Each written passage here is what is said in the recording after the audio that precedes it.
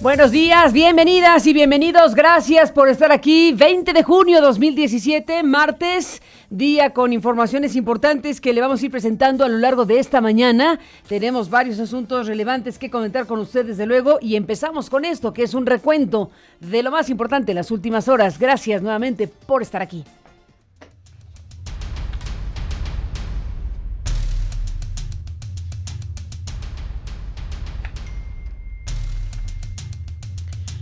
Bueno, pues tal como adelantamos el día de ayer, periodistas y organizaciones víctimas de espionaje del software Pegasus en poder de instancias gubernamentales exigieron una investigación independiente para dar con responsables de esta conducta ilícita. En conferencia de prensa, diferentes periodistas y organizaciones, pues participamos de esta reunión anunciando que se presentaba en ese momento una denuncia formal ante la Procuraduría General de la República. Y pues vamos a escuchar parte de lo que se dijo ayer en esta conferencia de colegas periodistas y defensores de derechos humanos frente a la prensa mexicana e internacional.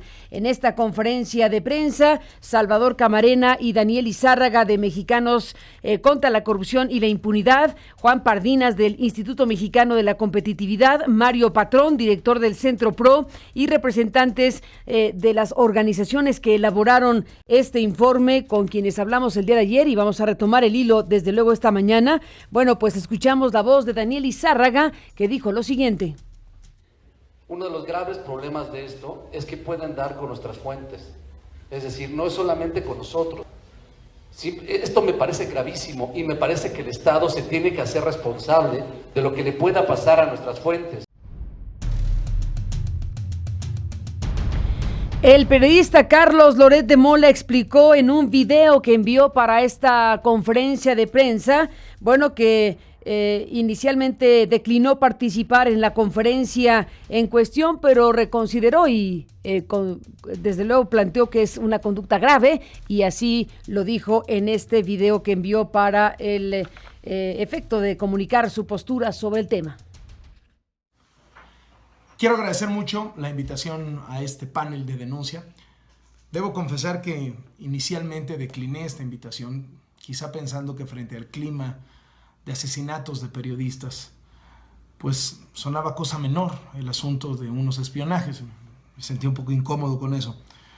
Pero después de pensarlo, recapacité, la verdad es que estaba yo equivocado, y por lo menos alcancé a mandar este mensaje, y agradezco muchísimo a los organizadores. No me parece un asunto menor, ni siquiera en un contexto tan violento. ¿Por qué? Porque por el espionaje se abre la puerta para que lleguen más lejos. The New York Times hizo un Facebook Live ayer, una transmisión especial precisamente para hablar del tema. Ahí estuvo su corresponsal en jefe del diario, Assam Ahmed, que es autor de este reportaje especial que se publicó en primera plana de The New York Times. Y habló desde luego de que no hay una prueba contundente contra el gobierno mexicano de que haya sido el autor del espionaje. Sin embargo, recordó que el responsable del uso del software es el Estado mexicano. Y ahí se está sentando el debate de si hay una prueba contundente o de hierro para decir que el gobierno mexicano es quien realizó estas conductas de espionaje, que quedan perfectamente documentadas con la investigación que se hizo por parte de las organizaciones y de este organismo especializado en Canadá. Esto fue lo que dijo Assam Ahmed en este encuentro con sus seguidores a través de Facebook Live en New York Times. No tenemos evidencia concreta que fue el gobierno. Este software no deja una evidencia de quién estaba controlándolo. Entonces, es importante para decir, tenemos sospechas, pero no tenemos evidencia concreta. Claro, porque el software, eso es vendido a gobiernos, pero no sabemos directamente quién estaba detrás de los hackeos directamente. Hay toda una serie de piezas, es como una cadena, ¿verdad? Y son distintos eslabones. Lo que tenemos es un grupo de defensores de derechos humanos, de corrupción y graves violaciones, y un grupo de periodistas de investigación que nos han llegado estos mensajes espías. Después tenemos la confirmación técnica que esos mensajes son propios de la empresa NSO, ¿sí? Por sus características técnicas. Luego tenemos que esa empresa NSO solo vende a gobiernos, de acuerdo a sus directrices y las propias declaraciones. Y finalmente tenemos que hay agencias del gobierno mexicano que sí han comprado este software.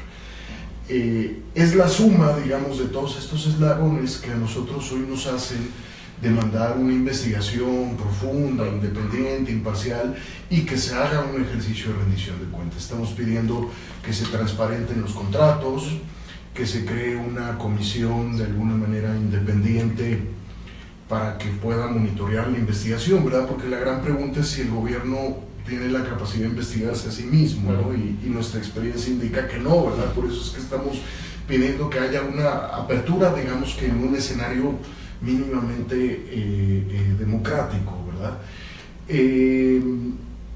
Vamos a ver qué pasa. A nosotros el simple hecho de que el gobierno refiera que no hay pruebas que lo acrediten, nosotros lo que contestaríamos es que para eso estamos pidiendo que investiguen. Claro. La verdad es que nosotros no tenemos duda. ¿A quién más le puede interesar nuestra información? ¿A quién más le puede interesar pinchar nuestro celular? Pues francamente solo al gobierno, ¿verdad? Pues fue lo que dijo en esta segunda parte Mario Patrón, que es el director del Centro de Derechos Humanos Miguel Agustín Pro Juárez, que bueno, pues está esa discusión abierta respecto a lo que aquí se ofrece. Lo que queda claro es que el espionaje, que la circunstancia técnica ocurrió y que ahora estamos en la discusión sobre quién es el responsable de lo que ocurrió. Esta tecnología solamente la pueden adquirir los gobiernos, primer dato fundamental, y todo lo que se ha dicho al respecto en voz de Mario Patrón y de otros que han seguido el tema desde ayer muy ampliamente. Bueno, le voy contando también el día de hoy que el Partido Acción Nacional, el PAN, condenó el espionaje contra activistas y periodistas, exigió al gobierno de Enrique Peña Nieto pues una explicación. Le exigió el Partido Acción Nacional una explicación al gobierno de Peña Nieto, mientras que legisladores del Movimiento Ciudadano presentarán ante la Comisión Permanente un punto de acuerdo para la creación de una comisión especial que investigue el espionaje. Vamos a ver si prospera este punto de acuerdo, esta iniciativa de punto de acuerdo, precisamente firmada por los diputados del Movimiento Ciudadano, y bueno, pues en eso estaremos siguiendo la información también para usted esta mañana. Amnistía Internacional, por su parte, advirtió que la vigilancia selectiva, el uso de nuevas tecnologías para amenazar y silenciar a las personas y el uso indebido a las leyes han creado un nivel de peligro sin precedentes para la actividad de los derechos humanos. Por su parte, la Universidad Iberoamericana subrayó en un comunicado sobre el tema, la Ibero subrayó en un comunicado sobre el tema que el espionaje constituye un atentado directo a la verdad, la justicia, la libertad de las y los defensores activistas y los periodistas. Así que bueno, pues de eso estaremos hablando ampliamente esta mañana. Tenemos las comunicaciones de cada una de estas instituciones que se han pronunciado formalmente respecto a lo que se dio a conocer el día de ayer, esta investigación de los especialistas. Y bueno, pues hablaremos ampliamente del asunto. Tenemos varias cosas para usted sobre el tema esta mañana.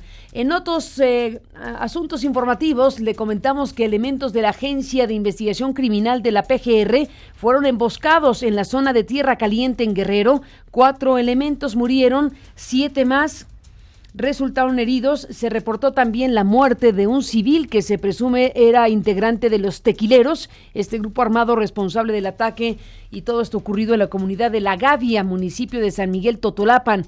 Roberto Álvarez Heredia, vocero de seguridad en la entidad, explicó así los hechos. Los hechos están siendo investigados por la Procuraduría General de la República y por la Fiscalía General del Estado. En tanto, 90 elementos del Ejército Mexicano y 30 de la Policía del Estado de Guerrero ingresaron a la comunidad de La Gavia para resguardar la zona y realizar recorridos para localizar y detener a los miembros de ese grupo delictivo responsable de la agresión sufrida contra elementos de la PGR.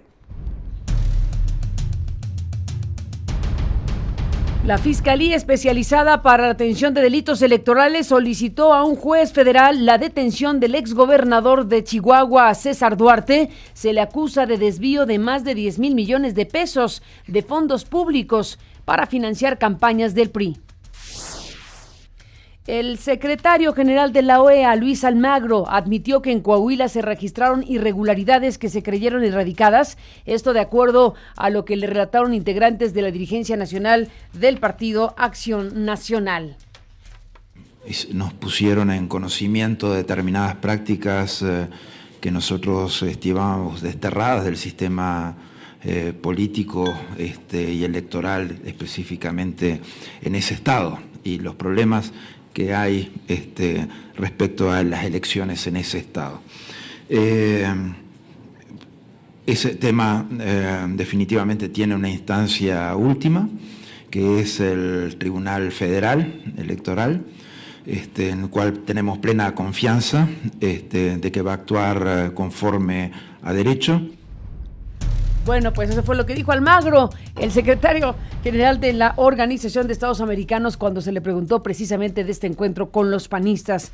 Y bueno, pues ahí está su respuesta sobre el tema de México y las elecciones. Venezuela se retira del grupo de países que se reúnen en Cancún, Quintana Roo, de esta asamblea número 47 de la Organización de Estados Americanos. Y bueno, pues su canciller, la canciller de Venezuela, Delcy Rodríguez, insistió que desde el organismo se promueve, desde la OEA, se promueve una intervención contra su país, y adelantó que no avalarán ningún acuerdo que se asuma sobre Venezuela. Así lo dijo. Mucho han hablado algunos acá de que en Venezuela hay una crisis humanitaria. Yo no voy a entrar en Honduras, pero esa es la falsaria más grande de todas las falsarias. Una cosa insólita cuando comparamos nuestros índices socioeconómicos. Una excusa más para proceder a la intervención de Venezuela. Quiero entonces retirarme en reconocimiento de que, indistintamente de lo que de aquí salga, Venezuela no lo va a avalar. Cualquiera sean sus resultados, Venezuela no lo va a avalar. Y llamo nuevamente a la sindéresis, llamo nuevamente al respeto de las normas internacionales, y llamo nuevamente a que a quienes siguen en esta organización sepan que deben cuidar su institucionalidad si no quieren que en un futuro lo mismo que le aplicaron a Venezuela se lo pretendan aplicar a ellos. Y bueno, ya se quedaron ahí los ministros de los demás países que, por cierto, no alcanzaron un consenso sobre los proyectos de acuerdo presentados respecto a la crisis política y económica de Venezuela. En Caracas se reportó ayer la muerte de otra persona en medio de una protesta contra la convocatoria del presidente Nicolás Maduro de realizar una asamblea constituyente. Se registraron también 5 personas heridas. Durante la ronda 2 para la exploración y extracción de hidrocarburos en aguas someras del Golfo de México, se asignaron 10 contratos. Los contratos son a 12 empresas que implican inversiones por más de 8,000 millones de dólares para los próximos 40 años. Es parte de lo que se dio a conocer sobre el tema de las licitaciones en México y el petróleo.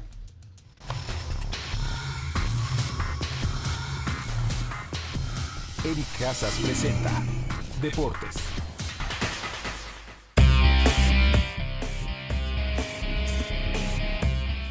Muy buenos días, Carmen. Buenos días, auditorio de Aristegui Noticias. Esta es la información deportiva. Ya es oficial. Irving Lozano se convirtió este lunes en jugador del PSV Eindhoven.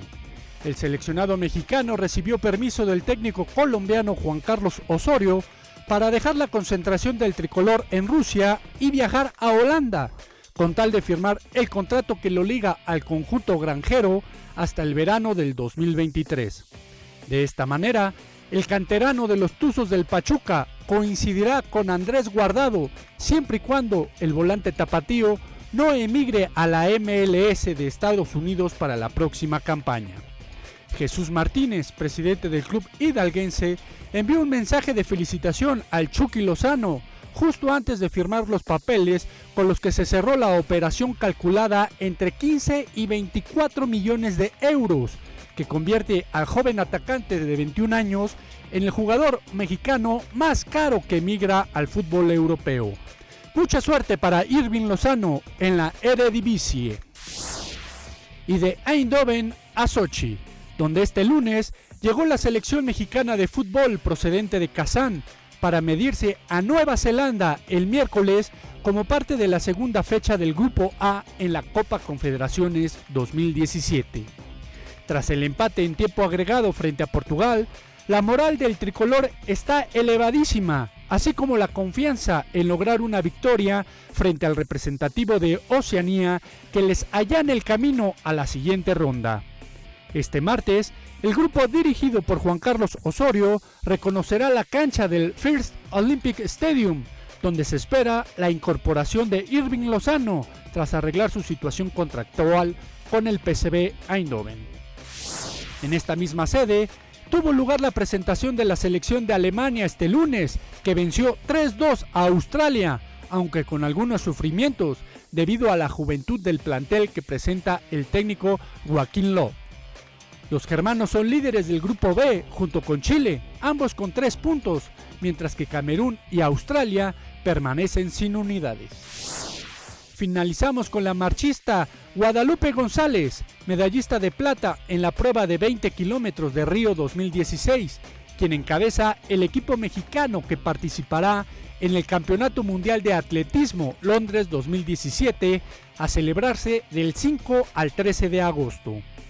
Tras llevarse a cabo este fin de semana el Campeonato Nacional en Monterrey, Nuevo León, 14 atletas confirmaron su boleto para la justa inglesa, entre ellos Margarita Hernández y Ricardo Ramos en maratón, Diego del Real en lanzamiento de martillo, así como Edgar Rivera en salto de altura y Alberto Álvarez en salto triple. Hasta aquí con la información deportiva. Muy buenos días.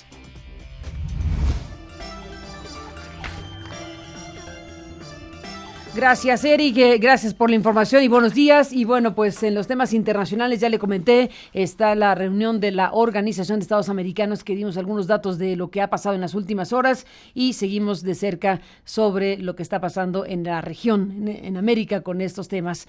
Bueno, le pido que hagamos una pequeña pausa y regresemos con más información sobre los asuntos importantes respecto al tema del espionaje, respecto al hashtag gobierno espía. Bueno, hay ya muchas reacciones al respecto de lo que se informó ayer, de lo que fue la conferencia de prensa, de la que hablaremos más adelante tenemos el reporte de Juan Omar Fierro. Está la postura del gobierno mexicano. Ahora leo la carta que le envió, más que carta, el texto que le envió la presidencia al New York Times sobre el reportaje publicado el día de ayer. Le daremos lectura a la carta que envía el gobierno mexicano a el editor, así dice, para el editor, una carta bastante hecha al vuelo, pero bueno, lo de menos es la carta y su empaque. Lo que importa aquí en todo caso es que niega el gobierno de México que esté en estas prácticas de espionaje en contra de activistas y de periodistas. Sería difícil que lo reconociera a la primera un gobierno, pero todo apunta desde luego a la responsabilidad del gobierno de Peña Nieto sobre este asunto, dado que un tipo de tecnología y de software como ese solamente se vende a los gobiernos. Entonces, bueno, pues hablemos de ello ampliamente. Le voy a dar lectura al texto que emite la presidencia a través de un correo electrónico y de las posturas que están asumiendo también otras organizaciones que han exigido junto con nosotros una investigación, independiente, que pueda realmente llegar al fondo de las cosas de la utilización de recursos públicos para tareas de espionaje político y de espionaje contra activistas y contra opositores y contra críticos y contra activistas y contra quienes las instancias gubernamentales consideren pertinente espiar. Así que bueno, de eso hablaremos esta mañana más ampliamente. Dejamos hasta aquí nuestra transmisión en Facebook Live. Gracias a quienes han escuchado y visto esta primera parte del programa, y a ustedes mismos los invitamos a que nos acompañen ahora en el portal, en aristeguinoticias.com. Si pone el link que está aquí, si da clic al link que está en esta pantalla, pues rápidamente llega a nuestro portal donde estamos albergando este noticiero en vivo que continúa en 10 segundos más y aquí tendremos toda la información. Por lo pronto, gracias por atender esta alerta en Facebook Live y aquí los esperamos. Sigue toda la información a través de aristeguinoticias.com.